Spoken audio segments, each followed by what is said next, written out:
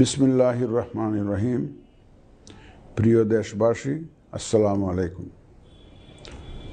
মহান সৃষ্টিকর্তার কাছে শুকরিয়া, তিনি বহু প্রতীক্ষিত ত্রয়োদশ জাতীয় সংসদ নির্বাচন এবং জুলাই জাতীয় সনদ সংবিধান সংস্কার বাস্তবায়ন আদেশ 2025 এর উপর অনুষ্ঠিতব্য গণভোটের তফসিল নিয়ে আপনাদের সামনে হাজির হওয়ার সুযোগ দিয়েছেন। বক্তব্যের শুরুতে মহান বিজয় দিবসের প্রাক্কালে দেশবাসীকে জানাই অগ্রিম শুভেচ্ছা। মহান মুক্তিযুদ্ধে শহীদদের প্রতি জানাচ্ছি বিনম্র শ্রদ্ধা এবং তাদের আত্মার মাগফিরাত কামনা করছি। একই সাথে জুলাই আগস্ট 2024-এর ছাত্র গণ অভ্যুত্থানে শহীদদের স্মৃতির প্রতি জানাচ্ছি আমার শ্রদ্ধা এবং তাদের আত্মার শান্তির জন্য দোয়া করছি। মহান মুক্তিযুদ্ধ থেকে শুরু করে 2024-এর ছাত্র গণ অভ্যুত্থান পর্যন্ত সার্বভৌমত্ব এবং গণতন্ত্র প্রতিষ্ঠা ও রক্ষার সকল আন্দোলনে যারা আহত, নির্যাতিত ও ক্ষতিগ্রস্ত হয়েছেন তাদের প্রতি জানাই আমার আন্তরিক সমবেদনা। আহতদের দ্রুত আরোগ্য এবং স্বাভাবিক জীবনের জন্য প্রার্থনা করছি। প্রিয় দেশবাসী, জাতি হিসেবে আমাদের অমোঘ শক্তি হচ্ছে স্বাধীনতা, সার্বভৌমত্ব ও গণতন্ত্রের জন্য আমাদের ভালোবাসা ও আত্মত্যাগ। জাতির প্রত্যাশাকে ধারণ করে আমাদের সংবিধান রাষ্ট্রের উপর জনগণের একচ্ছত্র মালিকানা নিশ্চিত করেছে। জনগণের প্রতিনিধিত্বশীল মালিকানা প্রতিষ্ঠার একমাত্র পথ হচ্ছে নির্বাচন। দুঃখজনক হলেও সত্য যে মানসম্মত নির্বাচনের অনুপস্থিতি প্রায়শই আমাদের ঐতিহ্য এবং সামষ্টিক প্রত্যাশাকে ম্লান করেছে। এমনই এক প্রেক্ষাপটে 2024-এর গণ অভ্যুত্থান সংঘটিত হয়েছে।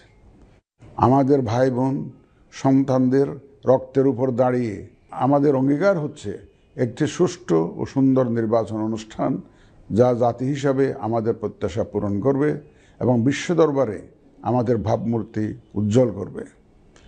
আমার দৃঢ় বিশ্বাস আপনারা একই প্রত্যাশা ধারণ করেন এবং একই অঙ্গীকারাবদ্ধ। প্রিয় দেশবাসী, সুষ্ঠু ও গ্রহণযোগ্য নির্বাচনের লক্ষ্যে গত এক বছরে আমরা বেশ কিছু গুরুত্বপূর্ণ কাজ সম্পাদন করেছি।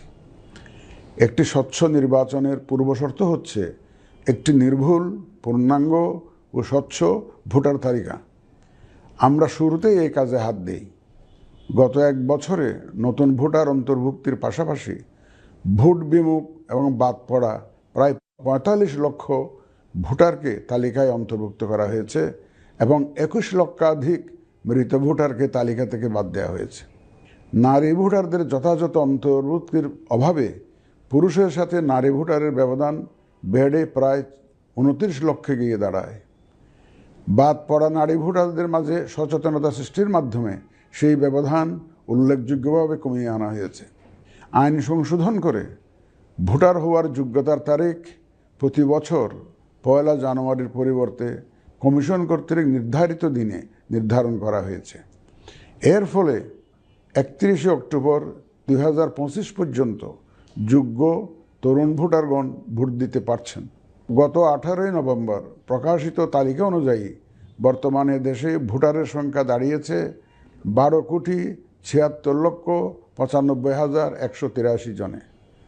এর মধ্যে পুরুষ ভোটারের সংখ্যা 6,48,14,907 জন এবং নারী ভোটারের সংখ্যা 6,28,79,042 জন। গত এক বছরে নির্বাচন কমিশনের সক্ষমতা বৃদ্ধির পাশাপাশি সংশ্লিষ্ট সকলের জবাবদিহিতা বাড়াতে আমরা বহুবিধ আইনি ও কাঠামোগত সংস্কার সম্পন্ন করেছি। গণপ্রতিনিধিত্ব আদেশ এবং রাজনৈতিক দল ও প্রার্থীদের আচরণবিধিতে যথাযথ পরিবর্তন, সংশোধন ও পরিমার্জন করা হয়েছে। নির্বাচন ব্যবস্থা সংস্কার কমিশনের বিভিন্ন সুপারিশের পাশাপাশি নির্বাচন কমিশনের নিজস্ব মূল্যায়ন ও অংশীজনের পরামর্শের ভিত্তিতে এসব সংস্কার করা হয়েছে। এই উদ্যোগ সফলভাবে সম্পন্ন করতে সহযোগিতার জন্য আমি অন্তর্বর্তীকালীন সরকার, নির্বাচন ব্যবস্থা সংস্কার কমিশন ও জাতীয় ঐকমত্য কমিশন সহ সকল অংশীজনদের জানাই আমার কৃতজ্ঞতা। প্রিয় দেশবাসী, বিভিন্ন কারণে এবারের নির্বাচন আমাদের জাতির ইতিহাসে অনন্য ও গুরুত্বপূর্ণ। প্রথমত, প্রকৃত গণতান্ত্রিক ধারা পুনঃপ্রতিষ্ঠার পাশাপাশি কাঙ্ক্ষিত সংস্কার প্রশ্নে সিদ্ধান্তের নির্বাচন এটি।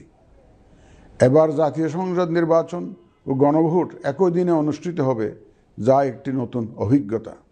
দ্বিতীয়ত, সংশ্লিষ্ট সকল রাষ্ট্রীয় ও গণতান্ত্রিক প্রতিষ্ঠানের জন্য এই নির্বাচন হচ্ছে সক্ষমতা প্রমাণ করে ভাবমূর্তি পুনরুদ্ধারের অনন্য সুযোগ। তৃতীয়ত, দীর্ঘ গণতান্ত্রিক আন্দোলন সংগ্রামের পর দেশের স্বার্থে রাজনৈতিক দলসমূহের মাঝে সৌহার্দ্যপূর্ণ গণতান্ত্রিক প্রতিযোগিতার ধারা প্রবর্তনের দাবি রাখে এই নির্বাচন। চতুর্থত, প্রায় অকার্যকর পোস্টাল ভোট ব্যবস্থাকে পরিমার্জন করে এই নির্বাচনে একটি কার্যকরী রূপ দেয়া হচ্ছে। বিশেষ করে বাংলাদেশের অন্যতম চালিকা শক্তি আমাদের রেমিটেন্স যোদ্ধা তথা প্রবাসী বাংলাদেশি ভোটারদের প্রথমবারের মতো ভোটের আওতায় আনা হচ্ছে। একইভাবে প্রথমবারের মতো ভোটের আওতায় আসছেন আইনি হেফাজতে থাকা ভোটারগণ। এছাড়াও নিজ নির্বাচনী এলাকার বাইরে কর্মরত সরকারি কর্মচারী এবং নির্বাচন অনুষ্ঠানের সাথে সম্পৃক্ত ব্যক্তিগণ পোস্টাল ব্যালটের মাধ্যমে এবার ভোট দেবেন। প্রিয় ভোটারবৃন্দ, ভোট আপনার শুধু নাগরিক অধিকারই নয়, বরং পবিত্র আমানত ও দায়িত্ব। এই দায়িত্ব সচেতনভাবে আপনারা পালন করবেন, এ আমার বিশ্বাস। যে কোনো ভয়ভীতি, প্রলোভন, প্রবঞ্চনা এবং সীমাবদ্ধতার ঊর্ধ্বে উঠে নিঃসংকোচে আপনাদের ভোটাধিকার প্রয়োগ করুন। আপনাদের নিরাপদ ও উৎসবমুখর অংশগ্রহণ নিশ্চিতকল্পে সংশ্লিষ্ট সকল প্রতিষ্ঠান ও বাহিনী কাজ করবে। ধর্ম, গোত্র, গোষ্ঠী, লিঙ্গ নির্বিশেষে সকলে এই আনন্দ আয়োজনে অংশগ্রহণ করুন। পরিবারের প্রতিবন্ধী, বয়স্ক ও সন্তান সম্ভবা মা সহ সকলকে নিয়ে ভোট দিতে আসুন। আমি আশা করি আপনাদের স্বতঃস্ফূর্ত অংশগ্রহণের মাধ্যমে ভোটের অনুষ্ঠান উৎসবে রূপ নেবে। প্রবাসে বসবাসরত প্রিয় ভোটারগণ, প্রবাস থেকে ভোটদানের জন্য নিবন্ধন কার্যক্রম গত 18 নভেম্বর থেকে চলমান আছে। আগামী 25শে ডিসেম্বর পর্যন্ত পোস্টাল ভোট বিডি অ্যাপের মাধ্যমে পৃথিবীর যে কোনো স্থান থেকে ভোটদানের জন্য আপনারা নিবন্ধন করতে পারবেন। আপনারা এই সুযোগ গ্রহণ করে ভোটে অংশ নিন, দেশ গঠনে আপনাদের অধিকার বুঝে নিন। প্রবাসী ভোটারগণ ছাড়াও দেশের ভিতরের 3 ধরনের ভোটার পোস্টাল ব্যালটে ভোট দিতে পারবেন, যা ইতিমধ্যে উল্লেখ করেছি।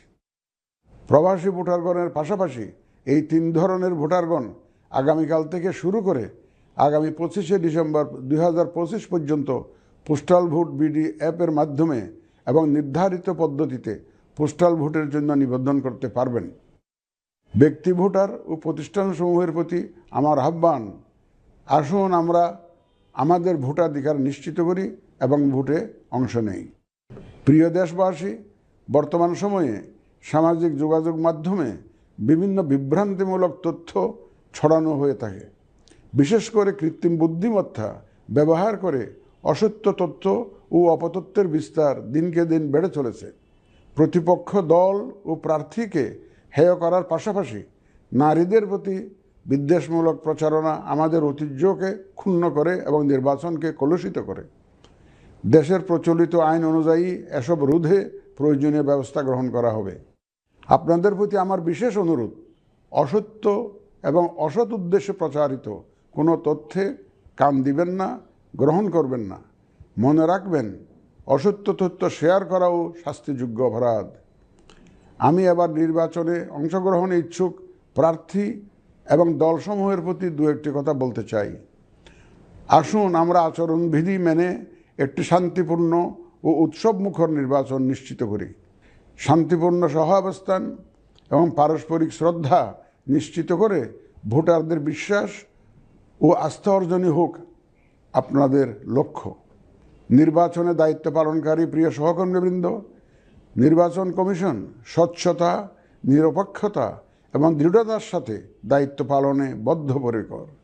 কমিশনের অংশ হিসাবে আপনারা নির্ভয়ে সততা ও নিরপেক্ষতার সাথে দায়িত্ব পালন করবেন। মনে রাখবেন, এ ব্যাপারে কোনো শিথিলতা বা গাফিলতি সহ্য করা হবে না।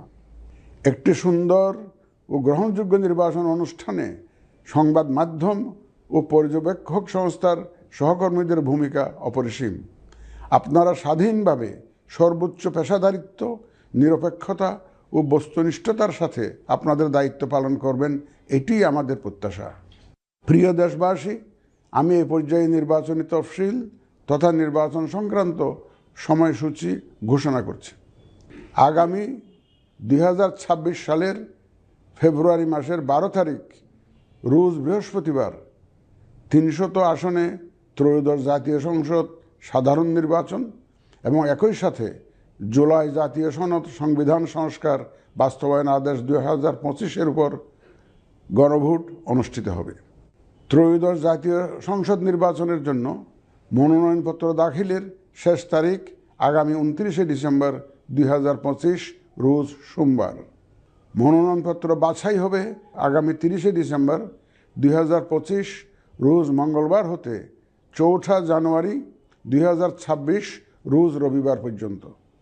রিটার্নিং অফিসারের আদেশের বিরুদ্ধে কমিশনে আপিল দায়েরের শেষ তারিখ 11 জানুয়ারি 2026 রোজ রবিবার। কমিশনে দায়েরকৃত আপিল নিষ্পত্তির তারিখ 12 জানুয়ারি 2026 রোজ সোমবার থেকে 18 জানুয়ারি 2026 রোজ রবিবার পর্যন্ত। প্রার্থিতা প্রত্যাহারের শেষ তারিখ 20 জানুয়ারি 2026 রোজ মঙ্গলবার। রিটার্নিং অফিসার কর্তৃক চূড়ান্ত প্রার্থী তালিকা প্রকাশ ও প্রতীক বরাদ্দ 21 জানুয়ারি 2026 তারিখ রোজ বুধবার। নির্বাচনী প্রচারণা চলবে 22 জানুয়ারি 2026 রোজ বৃহস্পতিবার হতে ভোট গ্রহণ শুরুর 48 ঘন্টা আগ পর্যন্ত তথা আগামী 10 ফেব্রুয়ারি 2026 রোজ মঙ্গলবার সকাল 7:30 পর্যন্ত। ভোট গ্রহণ হবে 2026 সালের ফেব্রুয়ারি মাসের 12 তারিখ রোজ বৃহস্পতিবার। নির্বাচন প্রক্রিয়ায় সকল রাজনৈতিক দল ও প্রতিদ্বন্দ্বী প্রার্থী সহ ভোটারদের আন্তরিক অংশগ্রহণ ও সক্রিয় সহযোগিতা কামনা করছি। সকলের প্রতি আমার আহ্বান, আসন্ন ত্রয়োদশ জাতীয় সংসদ নির্বাচন ও গণভোট সফল করে আমাদের গণতান্ত্রিক অগ্রযাত্রায় ঐতিহাসিক ভূমিকা রাখুন। মহান আল্লাহ আমাদের সহায় হন।